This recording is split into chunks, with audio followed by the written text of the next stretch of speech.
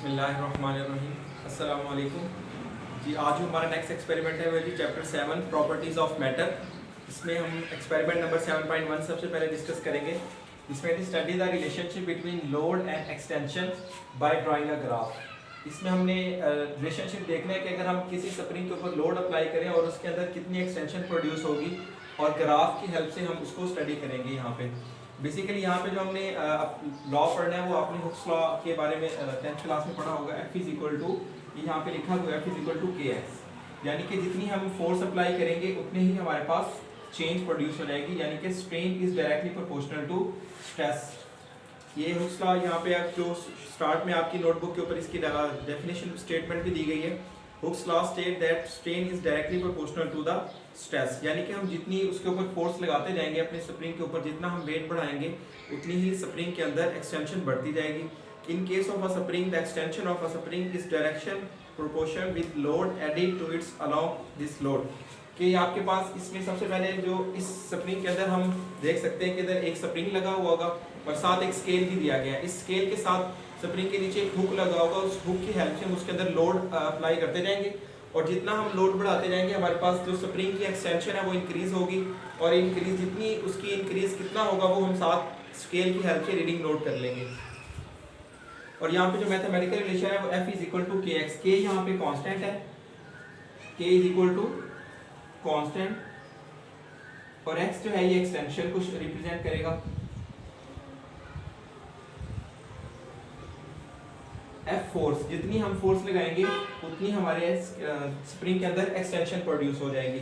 और यही इस फार्मूले की हेल्प से हम अपना ये ग्राफ, अपना ऑब्जर्वेशन एंड कैलकुलेशन करेंगे।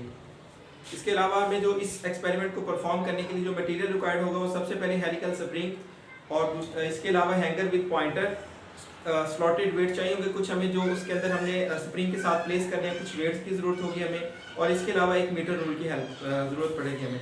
इसके बाद नेक्स्ट हमारे पास प्रोसीजर है। Suspended a helical spring with stand and attach a hanger to its lower and.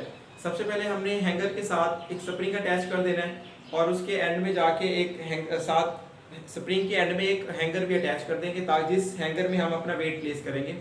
Number 2 point पे adjust the pointer in such a way that it does not touch the scale but moves up and down freely along the scale. इसके आप देख सकते हैं, इसके diagram की help से आप ये जहाँ पे हमने स्प्रिंग अटैच किया वो बिल्कुल स्केल के साथ टच नहीं हो रहा, लेकिन स्केल के साथ मूव इजीली कर रहा है, बिल्कुल क्लोजली है लेकिन स्केल को शर्त उसकी ये है कि इसके साथ टच नहीं करना चाहिए। अगर वो इसके साथ टच करेगा तो आपके पास रीडिंग प्रॉपर नहीं आएगी, क्योंकि फिर वो साथ फ्रिक्शन की वजह से रीडिंग मजीद ऐड हो सकती है। नंबर 3 पॉइंट है हमारे पास, when the pointer comes to at rest, note its position on the scale. This is the initial position of the pointer when no mass is added to the hanger. सबसे पहले हमने कोई mess place नहीं करना, हम किस initial reading हम note कर लेंगे कि हमारे पास स्प्रिंग को लगाने के बाद और हैंगर साथ अटैच करने के बाद हमारे पास जो इस वक्त स्केल की रीडिंग है वो क्या है। उसके बाद हमने वेट प्लेस करेंगे, फिर उसके बाद रीडिंग नोट करेंगे, तब हमारे पास रीडिंग क्या बनेगी फिर हम नोट करेंगे। नंबर 4 पॉइंट है जी, place a slotted weight in hanger, the spring extend through a small distance. अब पहले हमने बगैर वेट प्लेस किए अपनी रीडिंग नोट की थी, अब हम उस स्प्रिंग के अंदर वेट प्लेस करेंगे, फिर हम अपनी रीडिंग नोट करेंगे कि हमारे पास अब क्या रीडिंग आ रही है, फिर उस रीडिंग का हम डिफरेंस फाइंड करेंगे कि देखेंगे कि अब उस रीडिंग इनिशियल रीडिंग और वेट प्लेस करने के बाद जो रीडिंग है इन दोनों के दरमियान क्या डिफरेंस आया। और इस तरह हम ग्रेजुअली अपना जो वेट प्लेस कर रहे हैं स्प्रिंग के हैंगर के अंदर, वो ग्रेजुअली हम अपना वेट इंक्रीज करते जाएंगे और देखेंगे कि एक्सटेंशन कितनी इंक्रीज हो रही है या डिक्रीज हो रही है। तो इसके हमने यहाँ पे कुछ सपोज रीडिंग ली हुई है, जिसकी आपके सामने टेबल लिखा हुआ है।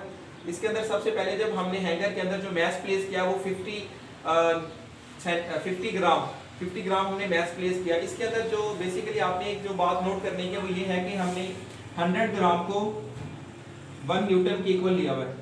ये सपोज रीडिंग है, यानी कि आपने बेसिकली तो 1 newton equal to 1 kilogram metre पर सेकंड स्क्वायर होता है, लेकिन यहाँ पे हमने इस एक्सपेरिमेंट के अंदर 100 ग्राम को 1 न्यूटन के इक्वल सपोज कर लेना है।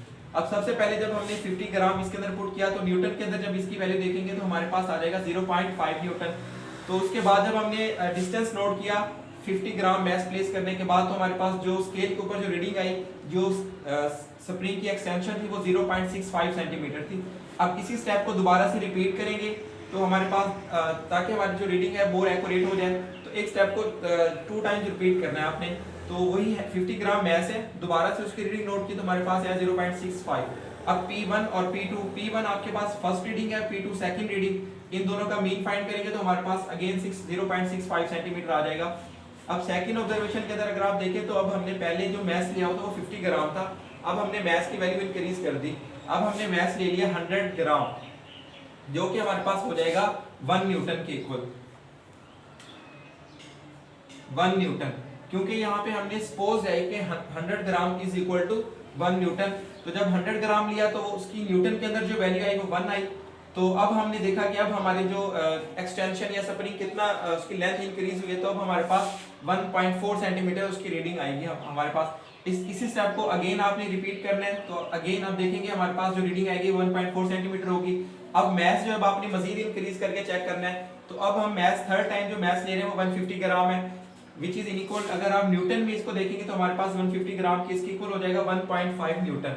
तो 1.5 न्यूटन की जो आपके पास पोजीशन ऑफ पॉइंटर, ये पॉइंटर जो आपको रीडिंग बता रहा है वो 2.1 सेंटीमीटर और मीन भी इसका 2.1 सेंटीमीटर आ जाएगा। इस तरह पूरे टेबल के अंदर अगर आप देखें कि जैसे जैसे हम अपना वेट इंक्रीज करते जा रहे हैं तो हमारे पास जो स्प्रिंग की एक्सटेंशन है या जो स्प्रिंग की जो वैल्यू आ रही है हमारे पास स्केल के ऊपर, वो भी साथ साथ इंक्रीज होती जा रही है। तो यही रिलेशन हमने ग्राफ की हेल्प से बताना था कि अगर हम किसी भी स्प्रिंग के ऊपर अपनी लोड इंक्रीज कर दें तो क्या उसके एक्सटेंशन जो है उसका ग्राफ किस तरह से बनेगा और उसकी एक्सटेंशन डिक्रीज होगी या इंक्रीज होगी। तो यहाँ पे हम ये ऑब्जर्व कर सकते हैं कि जितना हम मैथ इंक्रीज कर रहे हैं तो उतनी एक्सटेंशन क्या हो रही है हमारे पास इंक्रीज हो रही है। इस तरह आप ये सपोज रीडिंग आपके सामने लिखी हुई, आप अपनी नोटबुक के अंदर रीडिंग पुट कर सकते हैं।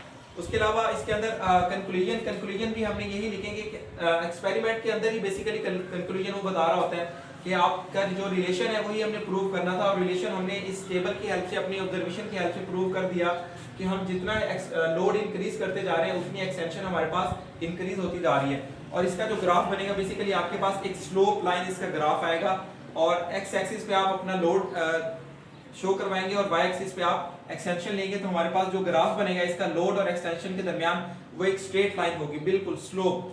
तो ये था हमारे पास एक्सपेरिमेंट नंबर 7.1। इसके कुछ क्वेश्चन है यहाँ पे पोस्ट टाइम एक्टिविटीज के अंदर, उसको देख लेते हैं। सबसे पहले हमारे पास क्वेश्चन है, if spring is used in above experiment is replaced by another stiffer spring.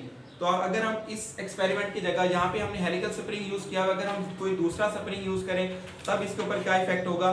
तो अगर स्प्रिंग हम कोई भी यूज कर लें, बेसिकली आपकी जितना हम लोड बढ़ाते जाएंगे उतनी एक्सटेंशन बढ़नी ही बढ़नी है, तो आपके पास कोई इफेक्ट नहीं आएगा इस एक्सपेरिमेंट के ऊपर। ये था हमारा एक्सपेरिमेंट नंबर 7.1। इसके अंदर अगर आपको कोई भी चीज समझ नहीं आई, किसी भी रिलेटेड कोई भी सवाल है आपका, तो आप कमेंट सेक्शन में पूछ सकते हैं। अल्लाह हाफिज।